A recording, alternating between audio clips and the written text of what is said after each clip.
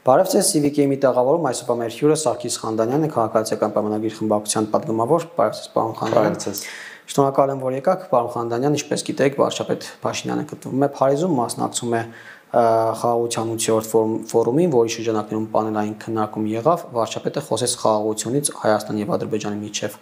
արդեն կայացած։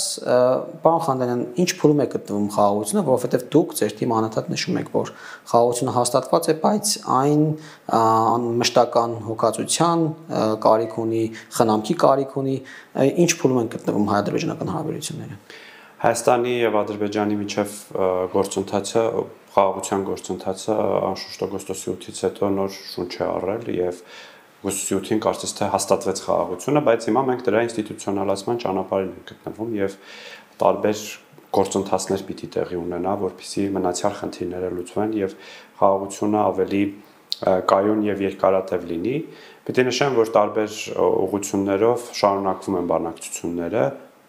թե հումանիտար հարցերով, թե սահմանազատման հարցերով, կոմունիկացիաների հարցերով, իհարկե կոմունիկացիաների հարցերով եւս մեկ կոմպոնենտ է ավելացել բանակցություններին, դա Հայաստանի եւ Միացյալ Նահանգների միջև բանակցություններն են, որոնք արդեն որոշակիորեն գործնական փուլ են մտնում, երբ որ այստեղ հարցերը պարզվեն եւ արդեն ունենանք պատկերացում թե ինչպես է գործելու TTIP-ի ուղին, ապա այդ ժամանակ նաև կակտիվանա Հայաստանի եւ Ադրբեջանի միջև խոսակցությունը, որպեսզի ամբողջապես տարածաշրջանը ապաշրջափակվի։ Հիմա կարող եմ ասել, որ ավելի շատ գործնական աշխատանքային մակարդակում են քննարկումները ընթանում։ Նաև շատ կարևոր է, որ վստահության ամրապնդման միջոցառումներ ենք արդեն սկսել տեսնել։ Վերջին փորձագետների այցը Հայաստան եւս կարծում եմ այդ տեսանկյունից շատ կարևոր էր, քննարկումներ կան նաև խորհրդարանական մակարդակում շփումների ակտիվացման, գիտեք որ երկու երկրների խորհրդարանների նախագահները վերջերս հանդիպեցին եւ պայմանավորվածություն են ձեռք բերել, որպեսզի խորհրդարանականները հարմար առիթի դեպքում հանդիպեն եւ շարունակեն քննարկումները։ Ես կարծում եմ պիտի այս շփումները շարունակենք եւ նաև չխուսափենք բարդ խնդիրների քննարկումներից, հատկապես հումանիտար հարցերը, հատկապես գիտեք, որ ամենազգայուն եւ մեր հանրությանը հուզող հարցերից մեկը գերիների վերադարձն է, եւ այս հարցը բոլոր մակարդակների շփումներում անընդհատ բարձրացվում է եւ պիտի նշեմ, որ այս նոր իրավիճակը շատ ավելի հեշտ է դարձրել խոսակցությունը երկկողմ խոսակցությունը այդ թեմայով։ Պարոն Խանդանյան, Ադրբեջանը ինչ է պատասխանում այդ հարցին, որովհետև եթե խաղաղությունն է հաստատվել, ապա ինչ է նշանակում գերի պահել։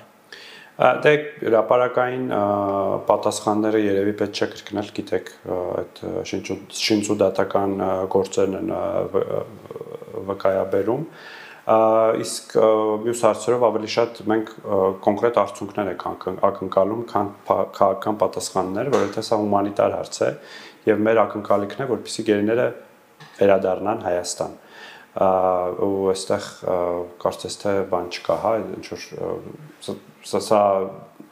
փոխզիջումային ինչ որ բան չի ենթարկում, սա հումանիտար հարց է եւ մեր ակնկալիքը շատ պարզ է։ Գալով TTIP-ի ուղուն, ինչպես նաև հայ-ադրբեջանական ապաշրջափակման սահմանների ապաշրջափակմանը, տեսնում ենք, որ ինչ որ քայլեր արվում են այդ ուղղությամբ, հատկապես Ադրբեջանը թույլատրել է իր տարածքով երրորդ երկրներից եկող եւ դեպի Հայաստան եկող բեռների անցում, ղազախականցորեն, քննարկվում էր նաև որ Ռուսաստանի Դաշնության եկատուղիները կմիանան հարավկովկասյան եկատուղիներին, չնայած Ադրբեջանի եւ Վրաստանի տարածքներով, հասկանալի պատճառներով, բայց ինչ ունենք հենց TTIP-ի ուղու հետ կապված ու հայ-թուրքականի հետ կապված։ TTIP-ի ուղու հետ կապված Հայաստանի համապատասխան գերատեսչությունները, թիմերը աշխատում են մեր Միացյալ Նահանգների գործընկերների հետ, որպեսզի սկսվեն արդեն շատ կոնկրետ բանակցություն, այսինքն դրանք սկսվել են արդեն բյուրեղանան այդ բանակցությունները եւ կոնկրետ արդյունքներ լինեն։ Ըստ էության ընդհանուր ըմբռնումն այն է, որ պետք է Հայաստանի եւ Միացյալ Նահանգների միջև ստորագրվի որևէ փաստաթուղթ, որը կհիմնադրի TTIP-ի ուղին կառուցապատող, շահագործող, կառավարող ընկերությունը, կոնսորցիումը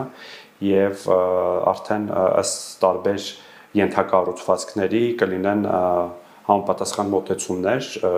խոսքը երկաթուղու մասին է, գազատարի, նավթատարի, մալուխների մասին է, այսինքն յուրաքանչյուրի դեպքում տեխնիկական բնութագիրը, հա, այդ ենթակառուցվածքի կկազմվի ու արդեն կսկսեն կոնկրետ նախագծային աշխատանքները ստեղծել։ Ժամկետներ կան, պարոն Խանոյան, մոտավորապես կոնե հասկանանք, ինչ փուլում են գտնվում, երբ կտեսնենք արդյունք։ Մենք իմ ակնկալիքն այն է, որ առնվազն մինչև տարվա վերջ մենք կունենանք պատկերացում, թե ինչ տեսք է ունենալու այդ կոնսորցիումը, ինչպիսի բաժին է այդտեղ Հայաստանի Հանրապետություն ունենալու, ինչպիսի բաժին է Միացյալ Նահանգներ ունենալու, կարող են նաև այլ երկրներ ներգրավել։ Դա արդեն հաջորդ փուլն է բանակցությունների կարծում եմ, եւ այս փուլում արդեն կոնկրետ ենթակառուցվածքների կոնկրետ գործառույթի համար, լինի դա կառուցապատում, շահագործում, կառավարում եւ այլն, կներգրավեն այլ երկրներ կամ այլ կազմակերպություններ, որոնք պատրաստ կլինեն ներդրում կատարել այդ գործում։ Իհարկե գիտեք, որ առաջին ներդրումը արդեն Միացյալ Նահանգները կատարել է նախնական փուլի համար։ Բայց դա ներդրումներ այդ տրիպի ուղում, թե սահմանների վերազինման ըստ էության։ Դրանք փոխլրացնող են, որովհետեւ տրիպի ուղին նաև ենթադրում է սահմանապահ եւ մաքսային ծառայությունների կարողությունների զարգացում,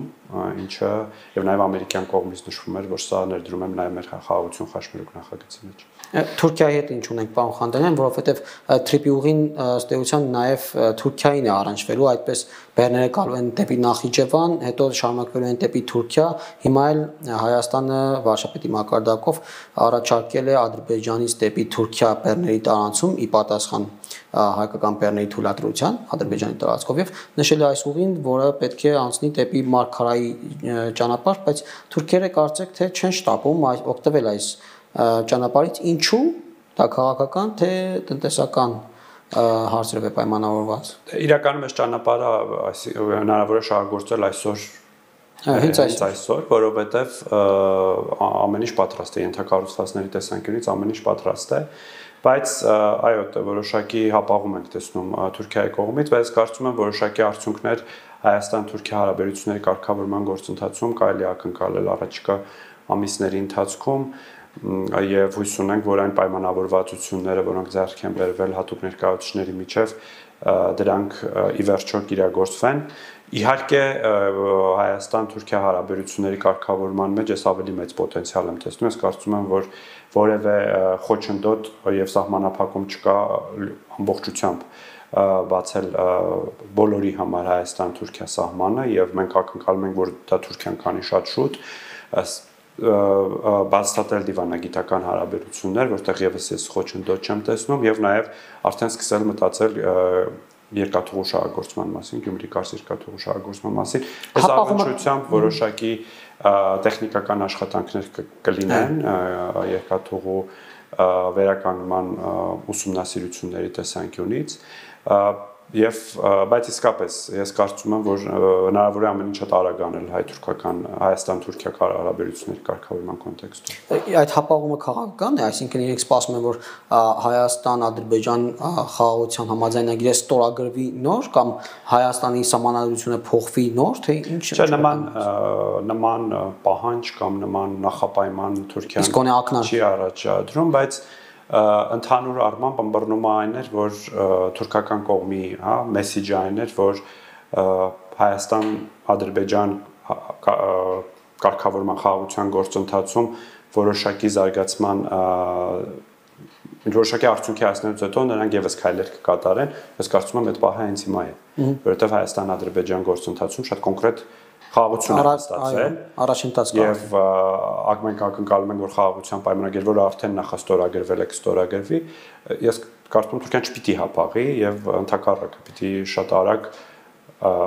բացի սահմանը, առնվազն ավտոմոբիլային ճանապարհների շահագործման տեսանկյունից կարծում եմ Հայաստանի առաջարկը շատ ձեռնտու է թե Թուրքիային, թե Ադրբեջանը։ Պարոն Խանոյան, երբ ադրբեջանցիները չսպասելով թրիպի ուղու գործարկմանը իրենք առաջին քայլն են անում եւ ըստ էության ճանապարհ են տրամադրում, ապա շրջափակում են իրականացնում, հա, իրենց մասով, եկաթուղային իմաստով,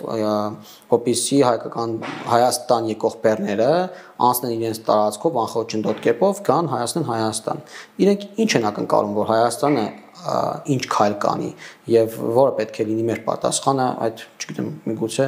վստահության ամրապնդման նորված։ Ես կարծում եմ այդ քայլը, այդ հայտարարությունը քաղաքական արվել է, խոսքը ադրբեջանական բեռները դեպի Թուրքիա-Հայաստանի տարածքով եւ հակառակը Բայց Թուրքիան չի միանում դրան։ Եվ այդտեղ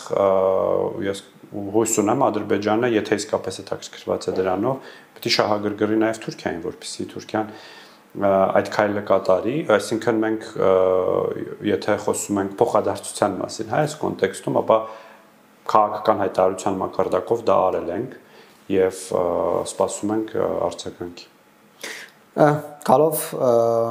նաև Եվրանեստին, որը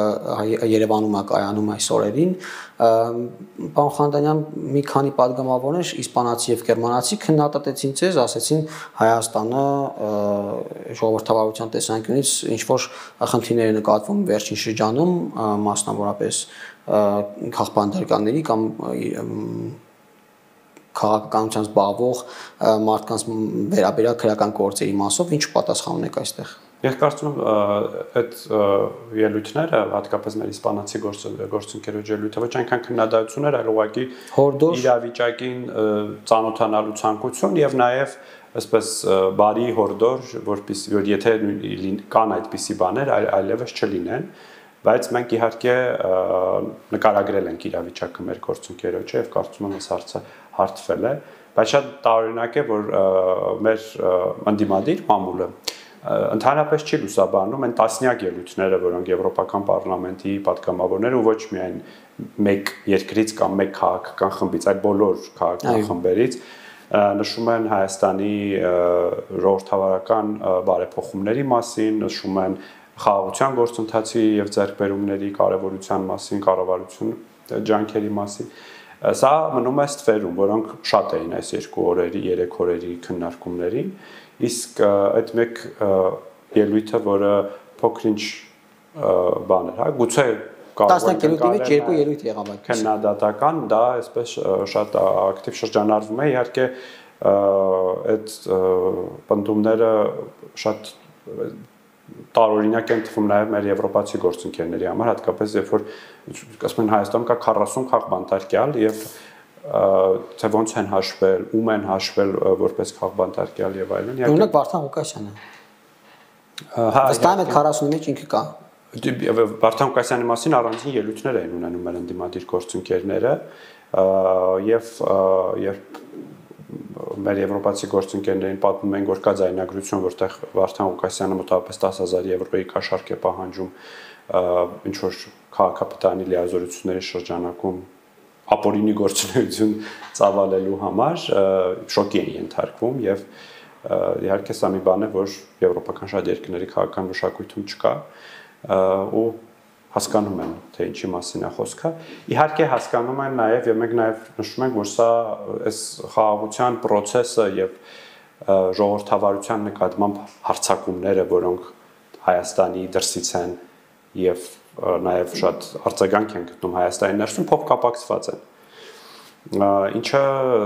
տարօրինակ չէ, որովհետեւ այդպիսի հարձակումներ նաև Եվրամիության անդամ երկրների վրա են այս պահին հիբրիդային բնույթի հարձակումներ գործում։ Դրանք դեռ կանադառնանք, անդրադառնանք նաև Եվրանեստից նաև գերիների վերադարձի բանաձևին, հա, բանաձև էր դա։ Ընդհանուր բանաձևի մեջ կար նաև անդրադարձ գերիների վերադարձ։ Բայց մեր ընդդիմությունը հատուկ կերպով անդրադարձավ դրան գերիներին եւ նաև քաղբանտարկյալներին, Արթուր Խաչատրյանի ելույթը նկատի ունեմ եւ պահանջը Ադրբեջանից, որպեսզի արցախցիները վերադառնան Արցախ, ինչին արձագանքեց ձեր գործընկեր Արման Եղոյանը, ինչպես կարձագանքեք սրան, որովհետև պարոն Եղոյանը ուղիղ հայտարարեց, որ մենք այդպիսի պահանջ չունենք։ Արդեն իսկ ընդունված բանաձևում կար բարբերության մեջ Հայաստանի եւ Ադրբեջանի վերաբերող բարբերության մեջ կար գերիների վերադարձի վերաբերյալ նշում, այսինքն որ գերիները պետք է վերադասվեն եւ այլ պահվող անձինք։ Հանդիմությունը առաջարկել էր դրան ավելացնել նաեւ որ պահանջում ենք, այսինքն խորհրդարանական վեհաժողովը պահանջում է, որ Լեռնային Ղարաբաղից բռնի տեղահանված անձինք վերադարձվեն միջազգային բանի տակ, անվտանգության երաշխիքների տակ, վերադարձվեն Լեռնային Ղարաբաղ։ Մենք չենք կարող չարձագանքել սրան, որովհետև Հայաստանի քաղաքական մեծամասնության, Հայաստանի կառավարության դիրքորոշումն այն է, որ դա հնարավոր չէ։ Եվ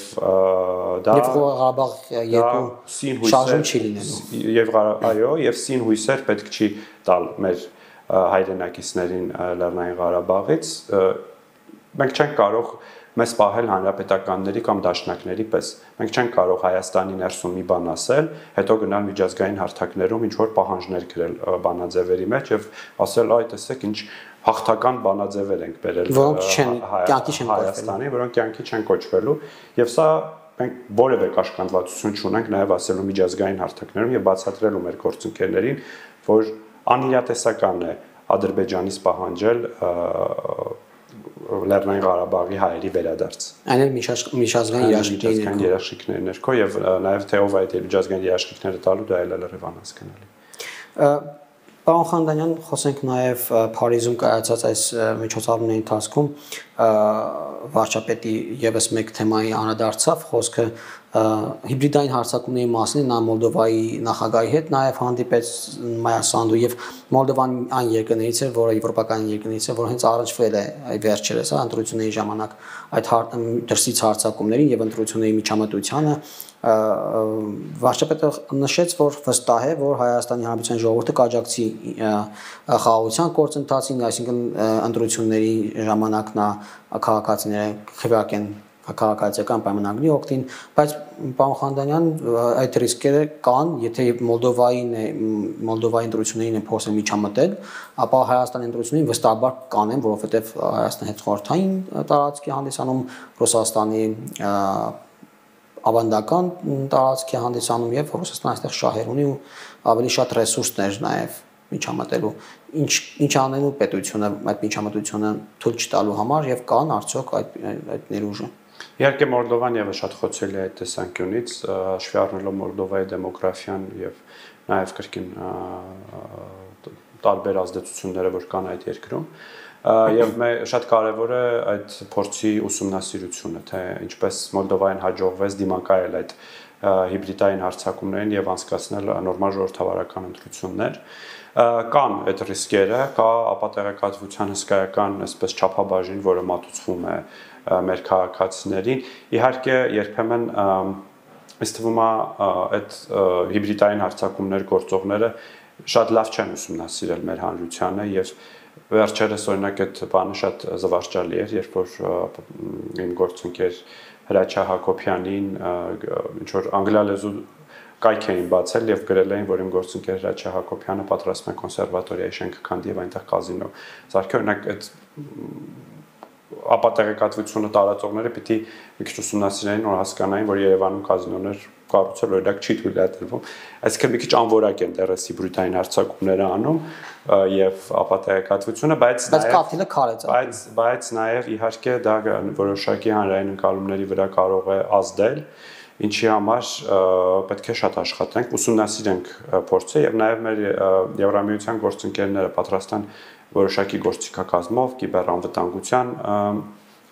ոլորտում համագործակցության շրջանակներում աջակցել մեզ, որպեսզի այս շատ բարձր շրջանում, որը սկսվում է Հայաստանում առաջիկա 7 ամիսները, 7-8 ամիսները։ Եվ այդ հարձակումները ավելի ուժեղանալու են եւ միգուցե ավելի որակով դառնան նաեւ։ Միանշանակ։ Հաշվի առնելով նաեւ AI-ի ազդեցությունը։ Այո, եւ բայց իհարկե այստեղ ես պիտի շարունակեմ պնդել, որ ես չեմ կասկածում մեր քաղաքացիների, մեր ժողովրդի ողջախոհության վրա եւ այն խնդիրները, որ քաղաքացիական պայմանագիր կուսակցությունը 2021 թվականի ընտրություններից առաջ այն պլատֆորմը, որը առաջարկել էր մեր հանրությանը եւ մասնավորապես խաղաղություն տարածաշրջանի խաղաղություն բերելու կատարել է եւ ես կարծում եմ դրա գնահատականը մեր քաղաքացին կտա իր քվեով։ Եվ վերջում պարոն Խանդանյան մայիսի 4-ին Եվրոպական քաղաքական համայնքի 8-րդ կարգավորման ժողովը կանցկացվի Երևանում, դա ինչ միջոցառում է ու Հայաստանը դրանից ինչ է շահում։